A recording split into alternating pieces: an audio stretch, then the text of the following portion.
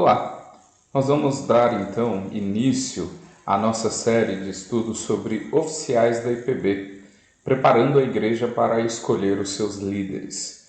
E nesse primeiro momento nós vamos falar a respeito do princípio bíblico para a Assembleia, do porquê que a igreja escolhe, porque precisa fazer uma eleição, porque precisa de uma votação para esta finalidade. E o texto base que nós vamos utilizar é o texto de Êxodo, capítulo 18, versículo 21, apenas a parte A do texto. No contexto aqui, Jetro vai até Moisés, Jetro, sogro de Moisés, vai até ele levar a esposa e os filhos de Moisés. Chegando lá, Jetro percebe a rotina de Moisés e, como de manhã até o fim do dia, ele ficava atendendo as pessoas e julgando as suas causas, ouvindo as suas queixas, e o quão improdutivo isto era, porque seguindo daquele modo, nem Moisés iria viver, porque de fato ele não tinha tempo para outra coisa, e nem as causas seriam definitivamente julgadas e resolvidas. Jetro então propõe a Moisés que instruísse alguns homens, e a partir daí, a parte A do versículo 21 nos diz: procura dentre o povo homens capazes, tementes a Deus, homens de verdade, que aborreçam a avareza. Na sequência do texto, ele vai dizer para colocar esses homens sobre chefes de 10, 50, 100 e de 1000. Mas este pequeno trecho, esta pequena parte do versículo 21, tem alguns princípios que nos ajudam, que norteiam a nossa percepção a respeito do motivo pelo qual, na igreja presbiteriana, nós submetemos a eleição, a escolha por parte da igreja daqueles que serão dotados com a autoridade humana, a autoridade humana para exercer o diaconato e também o presbiterato. Então, olhando para o verso que nós temos aí, nós vemos que, em primeiro lugar, Jetro recomenda a Moisés que procurasse dentre os homens. É algo interessantíssimo, porque nesse ponto nós reconhecemos que Deus ele vocaciona, mas o mesmo Deus que vocaciona responsabiliza seu povo em reconhecer essa vocação e estabelece sua vontade através da escolha manifestada por meio da igreja. E isso é interessante porque Deus falava com Moisés, Moisés falava com Deus, o diálogo era claro, o diálogo era limpo, era reto entre Deus e Moisés. Não haveria necessidade de um intermediário. O próprio Deus poderia soprar no ouvido de Moisés, apontar, mostrar, fazer sinais, dizendo quem ele teria escolhido para exercer papel de liderança, como ele vai fazer posteriormente ao estabelecer o serviço levítico e sacerdotal em Israel, mandando separar as famílias, dizendo quem deve fazer o quê.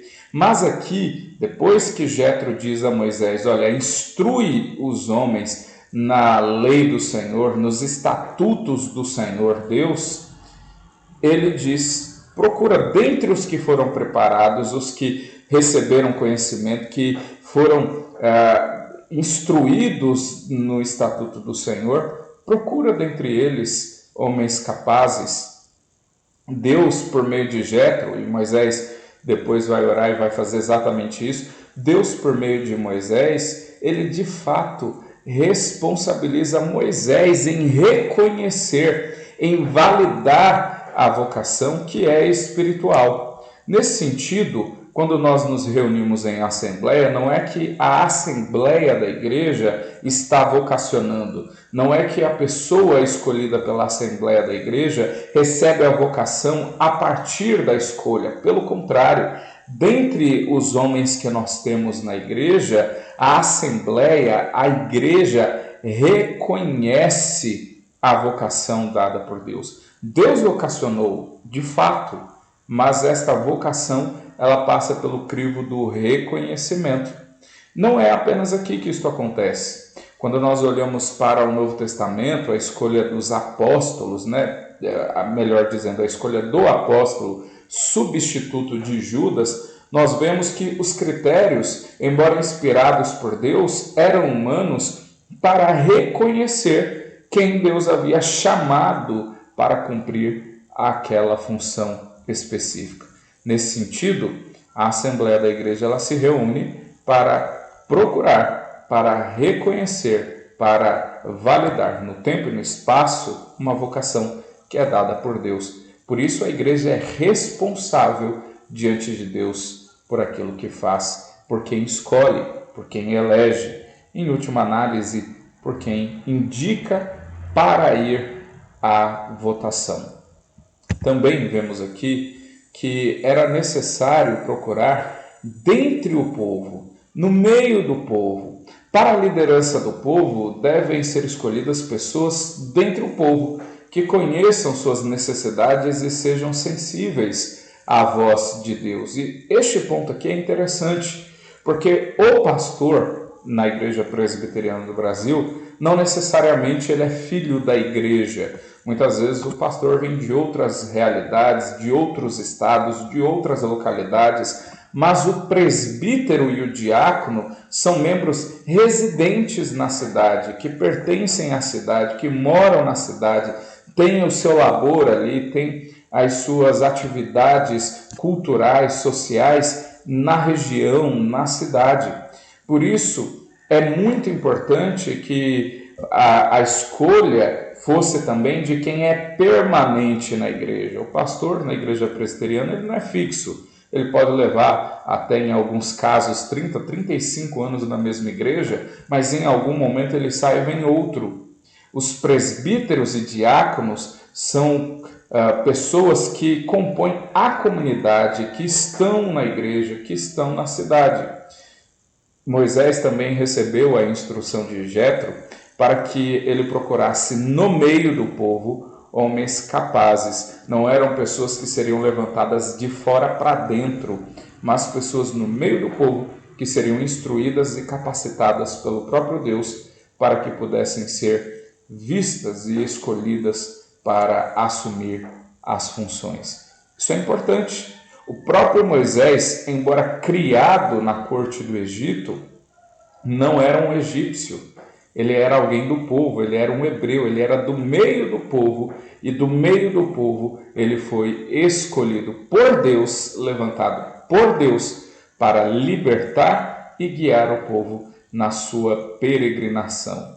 O próprio Cristo, embora sendo Deus que é, ele se encarna e surge no meio do povo com a cultura humana, com a limitação humana, com as responsabilidades humanas, embora sendo a segunda pessoa da Trindade. O Salvador é um do povo, é um pelo povo, é homem como nós, como o apóstolo Paulo vai deixar muito claro ao falar sobre a sua mediação a Timóteo e como ele deixa claro quando na carta aos Romanos ele contrasta os dois Adãos, o primeiro com o segundo. Adão que caiu com o Adão que cumpriu a lei perfeita de Deus, a lei da liberdade, e nele nós somos redimidos para a glória de Deus. Então, em ambas as situações, nós vemos que Deus levantou dentre o povo.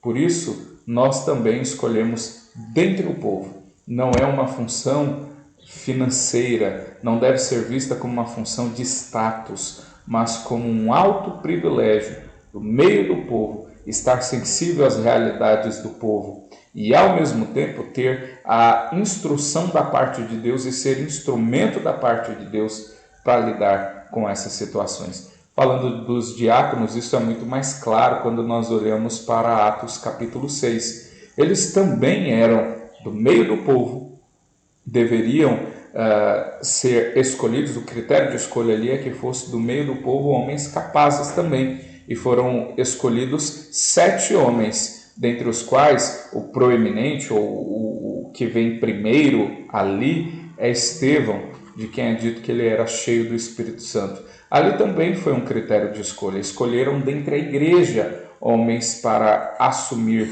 aquela responsabilidade do meio do povo, sensível às necessidades do povo, para ser instrumento de Deus em meio ao povo. Um terceiro princípio que nós temos aqui é que definitivamente sejam homens. Você viu aí que nós enfatizamos a expressão homem. Isso não tem a ver com o movimento inclusivo, o movimento LGBT, as percepções de gênero, ideologia, reflexo de gênero, tem nada a ver com isso. Nós estamos falando daquilo que Deus criou, estabeleceu, e Deus escolheu, decretou, Deus quis uma liderança patriarcal. Isso é reflexo da imagem de Deus, a imago Dei, e obediência aos mandatos da criação. Deus poderia ter criado a mulher primeiro e a partir dela ter criado o homem, mas Deus quis criar primeiro o homem e a partir dele a mulher, não no sentido de que um é mais importante do que o outro, mas na expressividade dos seus papéis. Deus escolheu o homem para ser líder. Ao longo de toda a história de Israel, homens foram líderes, mulheres foram levantadas, mulheres foram usadas, mas Deus escolheu uma cultura patriarcal. Não que os homens sejam mais importantes, mas Deus se utilizou dessa cultura. No Novo Testamento, nós vamos ver os mesmos princípios.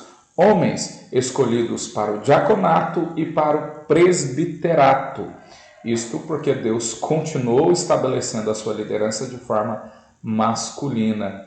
Por isso, a Igreja Presbiteriana do Brasil não vê espaço nas Escrituras para a ordenação feminina a essas funções. Não que as mulheres não possam assistir os necessitados, não que as mulheres não possam ensinar, fazer uso da palavra para instruir e sejam instrumentos para a instrução. Não se trata disso. Mas Deus escolheu homens e é por isso que nós continuamos a olhar essa cultura patriarcal. Do meio do povo, nós precisamos encontrar homens para a liderança da igreja. Homens. Infelizmente, com o avanço do feminismo e com a desmasculinização da nossa cultura, com a toxicidade que é impregnada na visão do homem, na visão do masculino, nós temos perdido isso e as mulheres têm tomado conta. E quando eu digo tomado conta, não é porque é uma briga, um rixa, uma guerra, mas porque Deus não as escolheu para isso. Deus as escolheu para serem auxiliadoras idôneas, desempenharem importantes papéis que os homens não podem, e vice-versa. É uma questão de papel. Deus escolheu homens, nós precisamos estar atentos a isso. Há ainda um outro princípio: a igreja tem o dever de verificar e reconhecer a capacidade dada por Deus. Quando esta escolhe mal, é responsabilizada por Deus e enfrenta a consequência do seu erro. Já dissemos lá atrás, procura, é o que Jetro diz a Moisés, mas não é para procurar qualquer um, para procurar alguém que seja capaz. Não é uma capacidade inata no sentido de que tem capacidade em si e de si mesmo, mas é uma capacidade dada por Deus e temos o dever então de reconhecer esta capacidade. A igreja aqui funciona como um órgão que reconhece, não que concede, mas que reconhece a capacidade dada por Deus. Capacidade plena? Não, irmãos. É claro que precisam ser instruídos. Foi o que Jetro disse a Moisés no verso imediatamente anterior ao que nós lemos. Eles precisam ser ensinados, eles precisam ser instruídos, mas eles, depois disso, precisam ter a capacidade, inclusive, de aprender, de empreender, de assumir, de assimilar os ensinos e colocá-los em prática. Um outro princípio extremamente importante é que sejam homens tementes a Deus. Esses líderes precisam ser crentes piedosos, exemplos para os demais, cheios do Espírito Santo. E aqui eu quero fazer um pequeno comentário. Quando nós olhamos para Atos capítulo 6, especialmente o texto que fala sobre a escolha dos diáconos, eles não foram cheios do Espírito porque foram escolhidos diáconos. Ao contrário, porque eram cheios do Espírito, é que foram escolhidos, e não o oposto. Quando Paulo escreve a Timóteo e a Tito, falando sobre as características do presbítero, não é que depois de escolhidos eles passariam a ser apegados ao bem, à palavra da verdade, hospitaleiros, nada disso. É porque eles já eram isso que poderiam ser escolhidos para presbíteros. Nós precisamos encontrar na nossa comunidade homens que sejam tementes a Deus, piedosos. Se nós não temos homens piedosos e tementes a Deus, nós precisamos clamar ao Senhor para que levante no meio do seu povo homens que assim sejam. Não adianta nós sairmos elegendo à torta e à direita apenas para que nós possamos compor, preencher as vagas que estão em aberto. Se não forem homens tementes a Deus, serão prejuízo para a comunidade.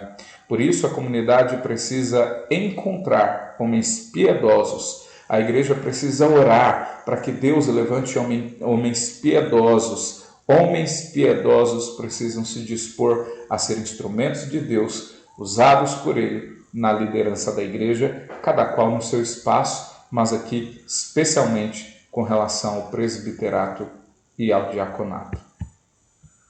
Um outro ponto que eu quero destacar, irmãos, é quando o texto diz homens de verdade. Talvez a melhor tradução aqui seria homens da verdade, homens que amassem a palavra da verdade, que não fossem duvidosos, mas apegados às leis e aos estatutos do Senhor Deus. Homens que não se vendessem, que não se dessem a mentir, a se corromper, mas que de fato fossem apegados à verdade. Por isso, como eu disse, a melhor tradução seria homens da verdade e não homens de verdade, como se pudesse haver homens de mentira. Que neste contexto, nós estamos falando de homens que deveriam abrir mão da cultura egípcia e de muitas outras. Então, as questões sexuais não estão inclusas aqui nesse sentido de serem homens de verdade, como se houvessem homens de mentira, mas homens apegados à verdade, que aborrecessem a falsidade. Isso nos leva imediatamente ao último princípio no nosso texto, que fossem homens que aborrecessem a avareza e, consequentemente, homens que não fossem corruptos, a baixa corrupção, proibido ser corrupto. E por que isto? Porque eles iriam julgar as causas, então eles não poderiam ser pessoas corrompidas, não poderiam ser pessoas que pudessem ser compradas, ter a sua consciência vendida. Por isso que deveriam ser homens apegados à verdade, que lutassem pela verdade, que não fossem dados à falsidade e à mentira e que não pudessem ser corrompidos. No nosso caso, nós precisamos encontrar como igreja homens que também sejam apegados à palavra da verdade e que não possam ser corrompidos por suas famílias, pelos seus ideais, pelas suas necessidades ou a sua falta de vontade, mas que a sua mente, o seu coração, os seus olhos estejam diretamente ligados no autor e consumador da nossa fé, que é Cristo Jesus. Portanto, dentro desse verso nós vemos estes princípios que são extremamente importantes para o exercício da liderança e mais, o motivo pelo qual a igreja, um dos motivos pelos quais a igreja se submete à eleição por meio da Assembleia para a escolha de líderes e não buscamos uma revelação de quem seriam esses líderes. Próximo vídeo, princípios constitucionais. Nos vemos lá. Não se esqueça de curtir, compartilhar e se inscrever no canal. Até mais.